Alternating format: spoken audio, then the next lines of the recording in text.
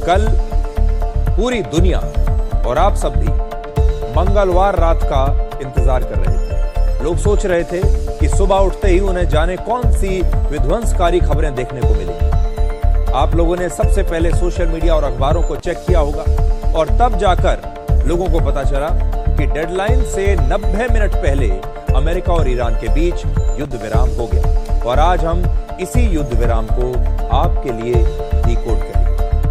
कि सबसे बड़ी खबर यही है कि युद्ध के 40वें दिन अमेरिका और ईरान के बीच 2 हफ्ते यानी 22 अप्रैल तक युद्ध विराम लागू हो चुका है। युद्ध विराम की सबसे बड़ी शर्त यह है कि अमेरिका और इजराइल ईरान पर अपने हमले रोक देंगे और जवाब में ईरान भी अब अपने हमले बंद कर देगा और ईरान की सेना हॉर्मुज के रास्ते से समुद्री जहाजों को आने जाने का सुरक्षित रास्ता देगी, यानी ईरान अब हॉर्मुज के रास्ते को खोल देगा।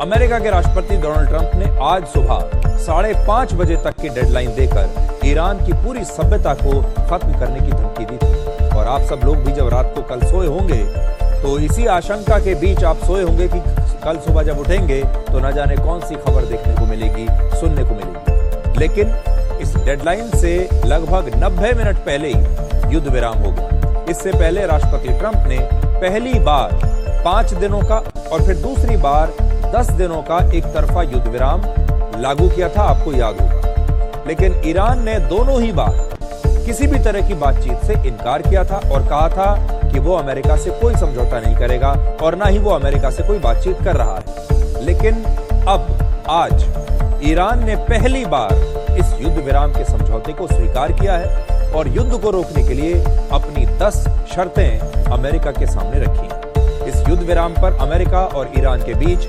औपचारिक बातचीत 10 अप्रैल को होगी और आपने देखा होगा युद्ध विराम शब्द आजकल बहुत इस्तेमाल होता है। तो नया ट्रेंड ये है कि युद्ध विराम अब शांति का संकेत नहीं बल्कि अगले युद्ध की तैयारी का एक छोटा सा ब्रेक बन चुका है। पिछले साल जून में इजराइल और ईरान के बीच एक युद्ध विराम हुआ था जो सिर्फ 8 महीनों में ही टूट गया और हर बार ये युद्ध पहले से ज्यादा खतरनाक और भीषण हो जाता है। दुनिया भर के देश पिछले 40 दिनों से युद्ध विराम की इसी खबर का इंतजार कर रहे थे क्योंकि इस युद्ध की वजह से पूरी दुनिया में ऐतिहासिक ऊर्जा संकट पैदा हो गया है। लेकिन बड़ा सवाल यह है कि क्या 22 अप्रैल के बाद भी ये शांति टिकेगी या एक बार फिर से नए सिरे से ये युद्ध फिर से शुरू हो जाएगा। अब आपको ये बताते हैं कि समझौते के लिए ईरान ने अपनी कौन सी 10 शर्तें रखी। अब तक ईरान की सरकार या विदेश मंत्रालय ने औपचारिक रूप से कोई शर्त नहीं रखी है, सार्वजनिक रूप से उन्होंने कुछ नहीं बताया। लेकिन दुनिया भर में ईरान के जो अलग अलग दूतावास हैं अलग अलग देशों में, वो सोशल मीडिया पर ईरान की शर्तों की लिस्ट पोस्ट कर रहे हैं। तो हमने इन सबको पढ़ा और उन सबको पढ़ने के बाद हम वो इस नतीजे पर पहुंचे हैं जो ईरान इशारा कर रहा है। ये शर्तें हैं। पहली शर्त, अमेरिका और उसके सहयोगी देश भविष्य में अब ईरान पर दोबारा हमला नहीं करेंगे और लेबनान में भी यही युद्ध विराम लागू होना चाहिए, यानी अमेरिका अब दोबारा हमला नहीं करेगा। दूसरा, लेबनान पर भी दूसरा हमला अब नहीं होना चाहिए। दूसरी शर्त, हॉर्मुज के रास्ते पर ईरान का ही कंट्रोल रहेगा। ईरान की सेना हॉर्मुज पर अपना नियंत्रण जारी रखेगी और वही तय करेंगे कि हॉर्मुज से क्या होगा। तीसरी शर्त, ईरान को यूरेनियम को प्रोसेस करने की छूट मिलनी चाहिए, इससे परमाणु बम भी बनाया जा सकता है और इसी शर्त पर सबसे ज्यादा विवाद है क्योंकि ईरान आज भी अपने यूरेनियम को छोड़ने को तैयार नहीं है और कह रहा है कि हम आगे भी यूरेनियम की प्रोसेसिंग करते रहेंगे। और आप जानते हैं इस बात को कि ये इसलिए बहुत जरूरी होता है क्योंकि इसी से परमाणु हथियार बनते हैं, परमाणु बम बनता है। और अमेरिका पहले भी ये कहता रहा है कि हम ईरान को परमाणु हथियार नहीं बनाने देंगे। अब जो बड़ी बात होगी, जो बात बिगड़ सकती है, वो इस पर बिगड़ेगी कि ये यूरेनियम की जो प्रोसेसिंग है ये ईरान में जारी रहती है या नहीं। चौथी शर्त ईरान की है कि ईरान पर लगे अमेरिका के सभी सैंक्शंस और आर्थिक प्रतिबंध हटा दिए जाएं। ईरान के खिलाफ यूनाइटेड नेशंस सिक्योरिटी काउंसिल के सभी फैसले भी, सारे रेजोल्यूशंस भी अब निरस्त कर दिए जाएं। ईरान के खिलाफ इंटरनेशनल एटॉमिक एनर्जी एजेंसी के भी सभी प्रतिबंध सभी फैसले अब निरस्त कर दिए जाएं और विदेशों में ईरान का जो पैसा जब्त किया गया है वो पैसा ईरान को वापस मिलना चाहिए। पांचवी शर्त, ईरान को युद्ध में जो भी नुकसान हुआ है अमेरिका को उस नुकसान का मुआवजा देना पड़ेगा। आज ईरान ने यह भी कहा कि अमेरिका पर उसका भरोसा समाप्त हो चुका है, इसलिए अब वो बहुत संभल कर आगे बढ़ रहा है। This time there is a big gap of trust, and it is understandable why Iran has not any trust to other side. So this time Iran should be even more cautious than previous times and should be more vigilant than previous times. तो आपने Iran की सारी शर्तें देख ली और Iran असल में ये युद्ध विराम अपनी शर्तों पर करना चाहता है। सारी शर्तें बहुत मुश्किल हैं और ईरान को मुआवजा चाहिए। अमेरिका से जितना भी नुकसान किया है उसकी भरपाई अमेरिका करेगा। अमेरिका दोबारा से हमला नहीं करेगा। अमेरिका दोबारा से लेबनान पर भी हमला नहीं करेगा।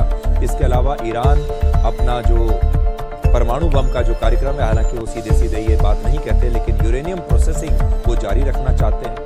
ये सारी शर्तें उन्होंने रखी हैं और अमेरिका ने जितने प्रतिबंध लगाए हैं ईरान पर इससे पहले, जो सैंक्शंस लगाए हुए हैं, वो सारे भी हटने चाहिए। अब राष्ट्रपति ट्रंप ने युद्ध विराम की घोषणा के बाद सोशल मीडिया पर एक ऐलान किया। उन्होंने लिखा कि ईरान अब पुनर्निर्माण कर सकता है और इसमें अमेरिका भी ईरान की मदद करेगा। तो इसका इशारा आप समझिए, ईरान जो कह रहा है कि हमारा जो नुकसान हुआ है उसका मुआवजा मिलना चाहिए, एक प्रकार से शायद राष्ट्रपति ट्रंप यही इशारा करने की कोशिश कर रहे हैं कि ईरान में जो पुनर्निर्माण का काम होगा उसमें अब अमेरिका भी मदद कर सकता है। ट्रंप ने यह भी कहा कि अमेरिका ईरान की हर तरह की मदद के लिए तैयार है, यानी अमेरिका पैसा देने को भी तैयार है, पुनर्निर्माण करने के लिए भी तैयार है और ईरान इस युद्ध से हुए नुकसान का मुआवजा अमेरिका से मांग रहा है। लेकिन ट्रंप ने अब तक यह स्पष्ट नहीं किया है कि अमेरिका ईरान के पुनर्निर्माण में आर्थिक मदद कितनी देगा, कितना पैसा लगाएगा, यह अभी तक उसने कुछ नहीं बताया। तो ये तो ईरान की शर्तें हैं जो लगभग आपको एक तरफा नजर आएंगी। अब अमेरिका की शर्तें देखिए। अमेरिका ने जो शर्तें रखी हैं वो ईरान को न तो पसंद आएंगी और ना ही शायद ईरान उन्हें स्वीकार करेगा। राष्ट्रपति ट्रंप ने यह स्पष्ट किया है कि वो ईरान को अपना परमाणु कार्यक्रम जारी रखने की इजाजत बिल्कुल नहीं देंगे। अमेरिका अब ईरान के साथ मिलकर उसकी अंडरग्राउंड न्यूक्लियर साइट्स पर मौजूद यूरेनियम को बाहर निकालेगा और अमेरिका के सैटेलाइट्स लगातार ईरान के न्यूक्लियर साइट्स की निगरानी कर रहे हैं। ईरान के पास लगभग 400 किलोग्राम यूरेनियम है, जिससे 11 परमाणु बम बनाए जा सकते हैं। ट्रंप ने यह भी चेतावनी दी है कि अगर कोई देश ईरान को हथियार देगा तो अमेरिका उस देश पर भी तुरंत प्रभाव से 50% टैरिफ लगा देगा और इसमें किसी प्रकार की छूट नहीं मिलेगी। तो अमेरिका उन देशों के खिलाफ भी कार्रवाई करेगा जो अब ईरान को हथियार देंगे। अंतर्राष्ट्रीय न्यूज एजेंसी रॉयटर्स के मुताबिक अमेरिका ने ईरान को बैलिस्टिक मिसाइल्स प्रोग्राम रोकने के लिए भी कहा है कि अब आप अपने बैलिस्टिक मिसाइल्स नहीं बना सकते और यह भी कहा है कि ईरान हिजबुल्लाह जैसे गुटों को समर्थन देना बंद करे। सिर्फ एक ही चीज के लिए ट्रंप तैयार हुए हैं कि वो ईरान को टैरिफ और प्रतिबंधों में राहत देंगे, यानी जो अमेरिका ने अभी तक ईरान के ऊपर प्रतिबंध लगाए हुए हैं, सैंक्शन लगाए हुए हैं, उन सबको हटाने के लिए ट्रंप तैयार है। ट्रंप ये भी दावा कर रहे हैं कि ईरान में सत्ता परिवर्तन अब हो चुका है और आगे चलकर ये काफी फायदेमंद साबित होगा। तो अब देखिए, ट्रंप बार बार ये कहते हैं कि ईरान में हमने सत्ता परिवर्तन कर दिया है, अब नए नेता आ गए, अब हम उनसे बात कर रहे हैं। लेकिन वो नए नेता कौन है, वो नई सत्ता कौन चला रहा है, ये बात अभी तक ट्रंप ने किसी को नहीं बताई और ईरान अब भी इससे इनकार कर रहा है कि वहां कोई सत्ता परिवर्तन हुआ है। इस युद्ध में अमेरिका और ईरान अपनी अपनी जीत के दावे कर रहे हैं। ईरान के मुताबिक 5 अप्रैल को इस्फहान शहर में उसकी सेना ने अमेरिका के सैन्य अभियान को पूरी तरह से फेल कर दिया था और इसी वजह से अमेरिका को मजबूर होकर अब ईरान की शर्तों पर यह युद्ध विराम करना पड़ा। ईरान का एक न्यूज चैनल है जिसका नाम है प्रेस टीवी, उसने ईरान के इसी दावे को दिखाने के लिए आर्टिफिशियल इंटेलिजेंस से एक वीडियो शेयर किया है।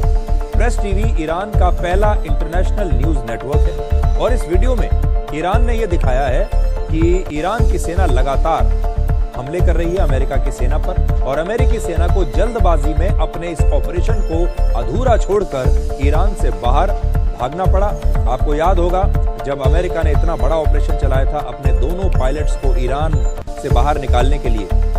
कुछ दिन पहले अमेरिका का एक F-15 जो फाइटर जेट है उसे ईरान ने मार गिराया था। उसमें 2 पायलट थे जो ईरान में फंस गए थे और अमेरिका ने अपनी लंबी चौड़ी फौज 100 से ज्यादा कमांडोज और बहुत सारे एयरक्राफ्ट भेजे थे ईरान की सीमा के अंदर ताकि उन पायलट्स को वो सुरक्षित बाहर निकाल सकें और उन्होंने निकाल भी लिया। लेकिन इस दौरान कई एयरक्राफ्ट जो है नष्ट हो गए अमेरिका के। अब